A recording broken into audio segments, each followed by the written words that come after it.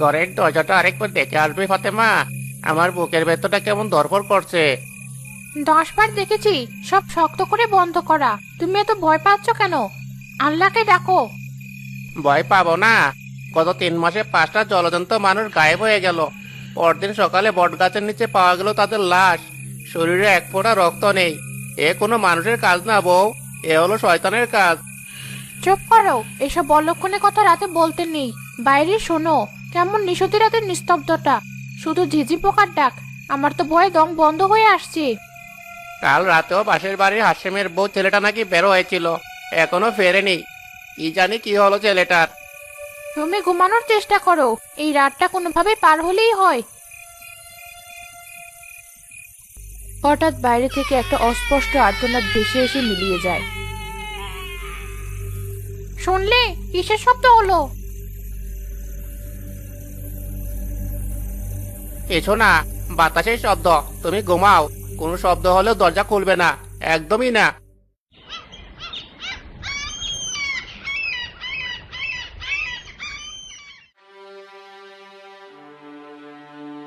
আবার আবার সে একই ঘটনা। এ নিয়ে 6 জন হলো। আমরা আর কত লাশ গুনব? আমি কাল রাতে কতবার মানা করলাম, বাবা বাইরে যাস না, শুনলো না আমার কথা। এর একটা শেষ হওয়া দরকার মাতব্বর সাহেব। গ্রামটা তো মর্গ হয়ে গেল। সন্ধ্যার পর কেউ ভয়ে ঘর থেকে এক পাও বাইরে দেয় না। বাচ্চারা খেলাধুলা ভুলে গেছে। পুলিশকে খবর দেননি চাচা? তারা কি বলে? হ্যাঁ, পুলিশ তারা এসে ঘুরে ফিরে ওই বটগাছটাই দেখে যায়। বলে কোনো হিংস্র জানোয়ারের কাজ। শরীরে নাকি দাঁতের দাগ পাওয়া গেছে, কিন্তু আমরা তো জানি এটা কোনো বাঘ বা শিয়ালের কাজ না। এর পিছনে অন্য কোনো শক্তি আছে। শক্তি না ছাই, সবকিছুর মূলে ওই অলক্ষণে গাছটা। ওইটাই পিচাস, ওটাই আমাদের ছেলেদের রক্ত চুষে খাচ্ছে। কেটে ফেলুন ওই গাছ, এক্ষুনি কেটে ফেলুন। ঠিক বলেছি হাসেম ভাই, ওই গাছ যতদিন থাকবে গ্রামে ততদিন শান্তি আসবে না। চলুন আমরা সবাই মিলে আজই গাছটা কেটে ফেলি। তোমরা কি ভাবছো চেষ্টা করা হয়নি? গত মাসেও লোক লাগানো হয়েছিল। যে কোরাল দিয়ে গাছের ডালে কোপ দিয়েছে, সে সাথে সাথে অজ্ঞান হয়ে পড়ে গেছে। আরেকজনের হাত থেকে কোরাল ছিটকে গিয়ে নিজের পায়ে লেগেছে। ওটা সাধারণ গাছ নয়, ওটা এখন মৃত্যু ফাঁদ। তাহলে আমরা কি করব? এভাবে কি একে একে সবাই মরবো? আমি জানি না। আপাতত সবাই বাড়ি ফিরে যাও। আর আজ থেকে গ্রামে রাতে পাহারার ব্যবস্থা আরো জোরদার করতে হবে। কেউ একা বের হবে না। সবাই সাবধানে থেকো। আল্লাহর কাছে দোয়া করা ছাড়া আমাদের আর কোনো উপায় নেই।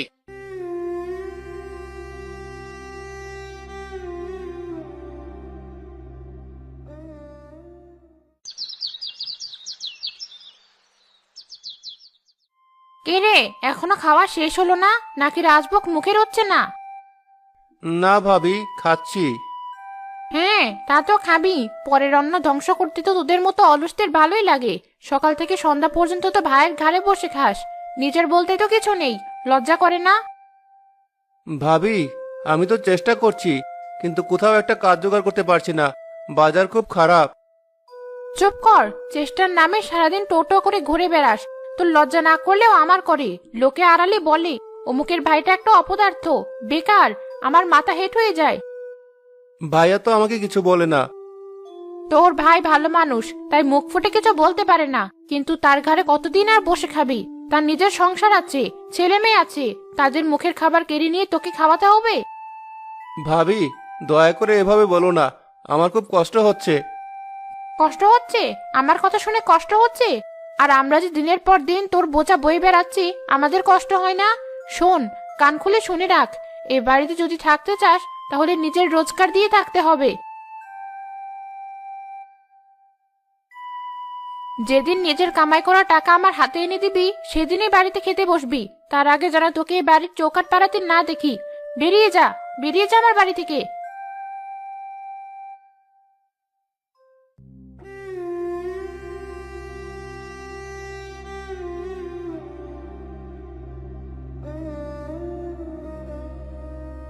আমার কি কোনো দামই নেই?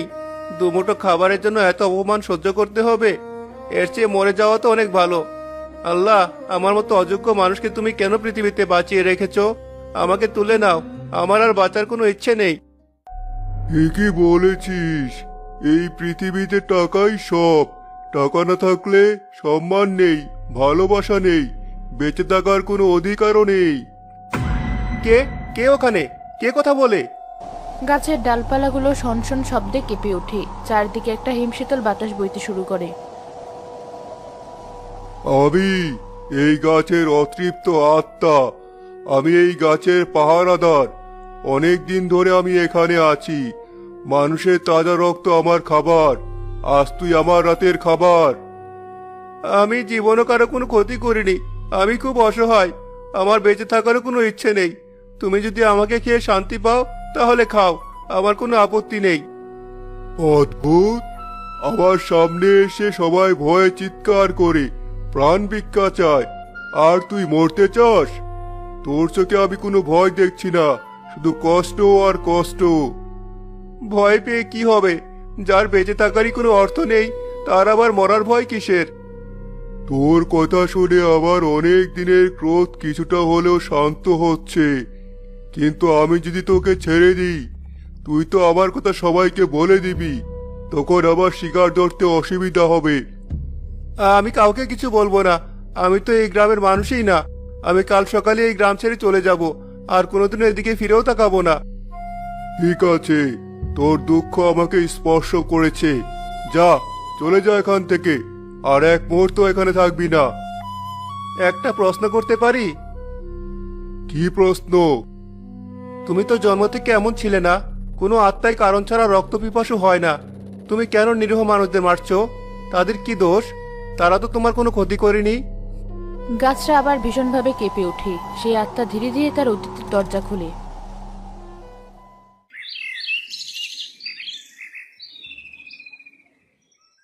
শরীফুল ভাই, তোমার হাতে জাদু আছে, যে ব্যবসায় ধরো সোনা হয়ে যায়। সততার দাম সৃষ্টিকর্তা সবসময় দেন, তোমার মতো সৎ মানুষ এই গ্রামে আর একটাও নেই। আরে না ভাই, এসব তোমাদের ভালোবাসা। বলো, আজ হঠাৎ দুজন একসাথে কি মনে করে? ভাই, একটা বড় সুযোগ এসেছে। শহরে কাপড়ের একটা বড় চালান এসেছে, সস্তায় পাওয়া যাচ্ছে। আমরা দুজন মিলে ব্যবসাটা ধরতে চাই। কিন্তু আমাদের হাতে যথেষ্ট টাকা নেই। যদি তুমি আমাদের কিছু টাকা ধার দিতে, কথা দিচ্ছি 1 বছরের মধ্যে লাভ সহ তোমার সব টাকা ফিরিয়ে দেব। আরে, এর জন্য এত ভনিতা করছো কেন? তোমরা তো আমার ছোট ভাইয়ের মতো। অবশ্যই আমি টাকা দেব। আমার জমানো যা আছে প্রায় সবই তোমাদেরকে দিয়ে দিব। তোমরা বড় হও, উন্নতি করো, এর চেয়ে বেশি আর কি চাই? শরীফুল দোকানের ক্যাশ বাক্স থেকে তার সারা জীবনের সঞ্চয় বের করে ওদের হাতে তুলে দেয়। জাকির আর মাজেদের চোখে তখন কৃতজ্ঞতার বদলে লোভ চিকচিক করছিল।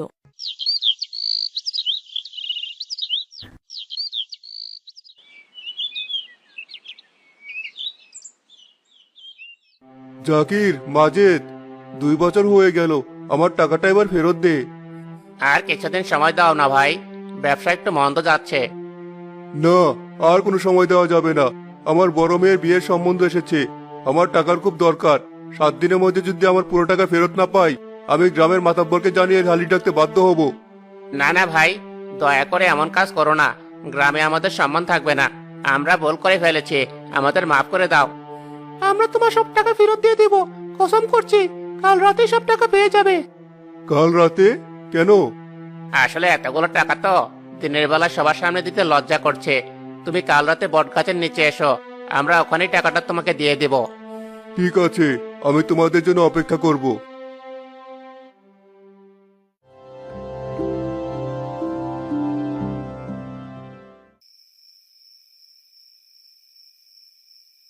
কি ব্যাপার? ওদের তো এতক্ষণ এসে পড়ার কথা।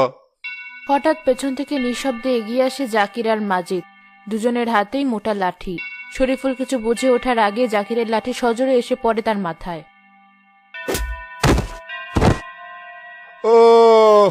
জাকির, মাজেদ, তোরা তোরা এটা কি করলি? শালিশ ডাকবি? আমাদের সম্মান নষ্ট করবি? তোর এত বড় সাহস! আমাকে আমাকে মেরো না, আমার মেয়ের বিয়ে, দয়া করো। আমি সব টাকা তোমাদের মাফ করে দিলাম। মরা মানুষ আবার টাকা ফেরত চায় নাকি? তোর গল্প আজ এখানেই শেষ। তারা দুজন শরীফুলের নিথর দেহের উপর একের পর এক লাঠির আঘাত করতে থাকে। শরীফুলের আর্তনাদ রাতের অন্ধকারে মিলিয়ে যায়। শেষ, চল লাশটা এখানেই পুঁতে দিই, কেউ কোনোদিন জানতেও পারবে না।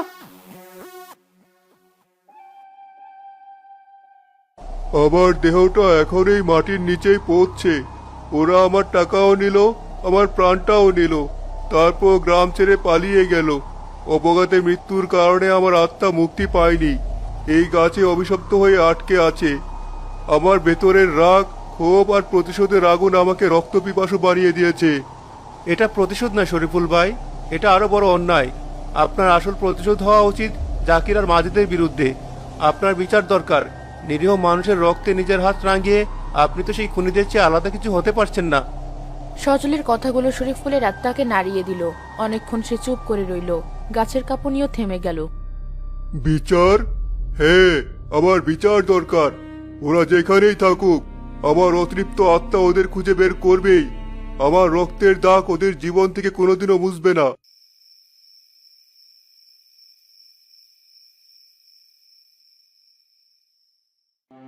তুমি এখনো ঘুমাওনি? এত রাত হলো, কি নিয়ে তো চিন্তা করছো? ঘাম আসছে না নাসরিন, বুকের ভেতরটা কেমন যেন চাপ দিয়ে ধরে আছে। প্রায়ই মনে হয় কেউ যেন আমাদের ঘরের চারপাশে নিঃশব্দে হেঁটে বেড়াচ্ছে। তুমি বেশি ভাবছো। দরজা জানালা তো সব বন্ধ। ঘুমানোর চেষ্টা করো তো, কাল সকালে আবার দোকানে যেতে হবে। জানালার কাচের উপর আঙুলের নখ দিয়ে আঁচড় কাটার শব্দ হয়। ওটা কিসের শব্দ? জানি না।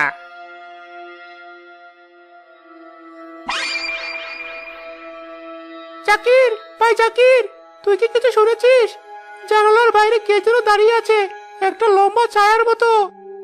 জাকির আর মাজেদ দুজনেই ভয়ে জমে যায়। সেই রাত থেকে তাদের জীবনে নরক নেমে আসে।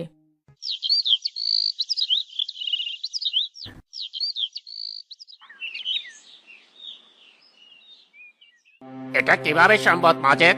কাল রাতেও তো আমার হিসাবের খাতাটা লকারের তালা দিয়ে রেখেছিলাম। আজ সকালে এসে দেখি সেটা পুড়ে ছাই, অথচ লকারে বা দোকানে আগুনের কোনো চিহ্নও নেই। শুধু তাই না জাকির, কাল রাতে যারা দোকানের সামনে দিয়ে হেঁটে গেছে তারা বলাবলি করছে দোকানের শাটারের সামনে নাকি একটা রক্তমাখা ছায়ামূর্তি দাঁড়িয়েছিল। আমাদের ব্যবসা সব শেষ হয়ে যাচ্ছে।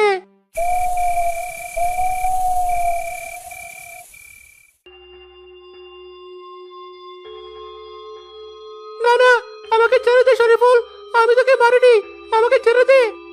স্বপ্নের ভেতর সে দেখে শরীফুল তার সামনে দাঁড়িয়ে আছে। তার মাথা থেকে গলগল করে রক্ত পড়ছে। আমার টাকা ফেরত দে মাজেদ। আমার নামটা মানুষের সামনে পরিষ্কার কর।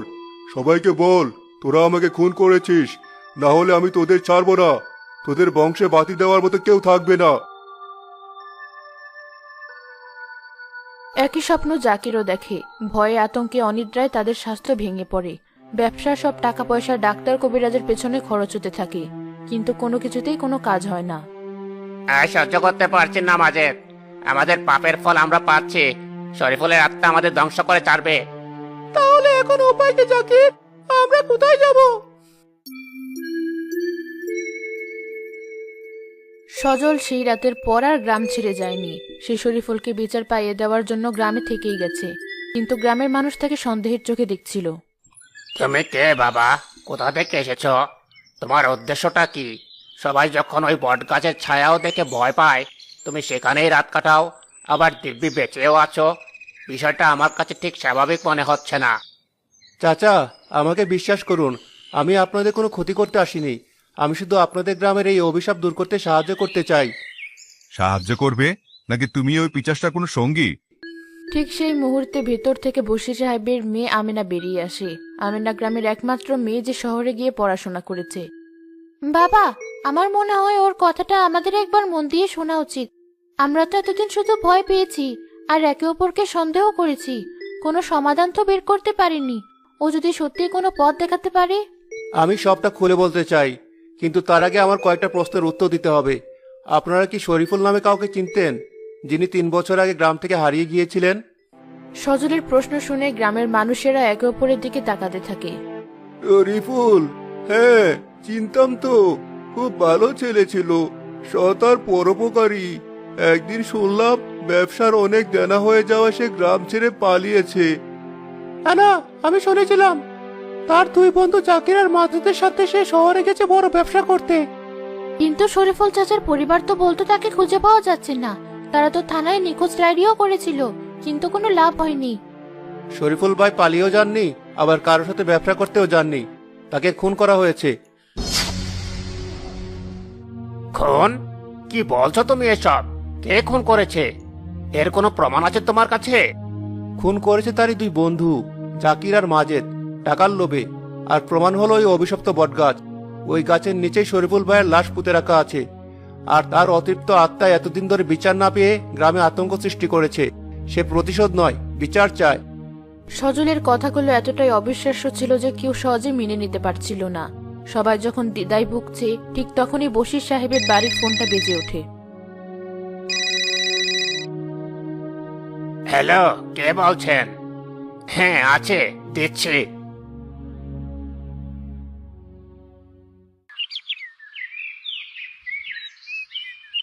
তোমার ফোন শহর থেকে এসেছে।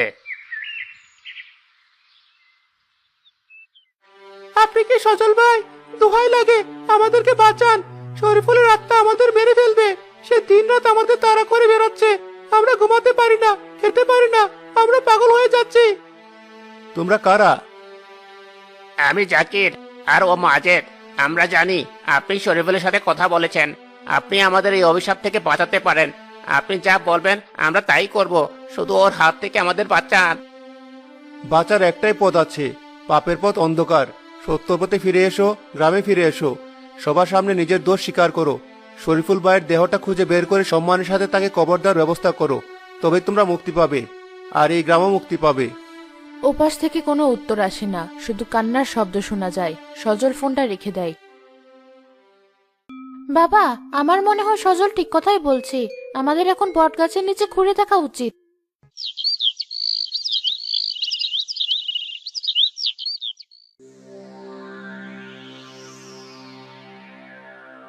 জাকির, মাজেদ, তোমাদের বিরুদ্ধে শরীফুলকে খুন করার অভিযোগ উঠেছে। সজল যা বলছে তা কি সত্যি? না হুজুর, এইসব টাহা মিথ্যা কথা। আমরা ওকে কেন খুন করব? ও তো আমাদের বন্ধু ছিল। ও আমাদের সাথে শহরে গিয়েছিল ঠিকই, কিন্তু তারপর কোথায় গেছে আমরা তার কোনো খবর জানি না। মিথ্যে কথা বলছো। তোমরা যদি নির্দোষ হও, তাহলে শরীফুলের আত্মা তোমাদেরকে তাড়া করে বেড়াচ্ছে কেন? কেন তোমরা ভয়ে গ্রাম ছেড়ে পালিয়েছিলে, আর এখন আবার ফিরে আসতে বাধ্য হয়েছো? এখনো সময় আছে, সত্যিটা বলে ফেলো। পাপ স্বীকার করলে শাস্তি হয়তো কিছুটা কম হতে পারে, কিন্তু মিথ্যা বললে সৃষ্টিকর্তার বিচার থেকে তোমরা বাঁচতে পারবে না। জাকির আর মাজেদ তবুও চুপ করে থাকে। ঠিক সেই মুহূর্তে আকাশ কালো মেঘে ঢেকে যায়। প্রচন্ড বেগে বাতাস বইতে শুরু করে। বটগাছটা ভয়ঙ্করভাবে দুলতে থাকে। এক অশরীরী কণ্ঠ শুধু জাকির আর মাজেদের কানেই বেজে ওঠে। স্বীকার কর, আমার সাথে করা বেইমানির কথা সবাইকে বল। আবার নামের উপর লাগানো কলঙ্ক মুছে দে, না হলে আজই তোদের শেষ দিন। আর না, আমি আর সহ্য করতে পারছি না। হ্যাঁ, আমরাই শরীফুলকে খুন করেছি। টাকার লোভে আমরা আমাদের বন্ধুকে মেরে ফেলেছি। ওই বটগাছের নিচে ওকে আমরা পুঁতে রেখেছি। আমরা পাপী, আমাদের ক্ষমা করে দিন, আমাদের বাঁচান। গ্রামের মানুষের চোখে মুখে ঘৃণার ক্ষোভ ফুটে ওঠে। বশির সাহেবের নির্দেশে গ্রামবাসীরা জাকির আর মাজেদকে দড়ি দিয়ে বেঁধে ফেলে এবং পুলিশের হাতে তুলে দেয়।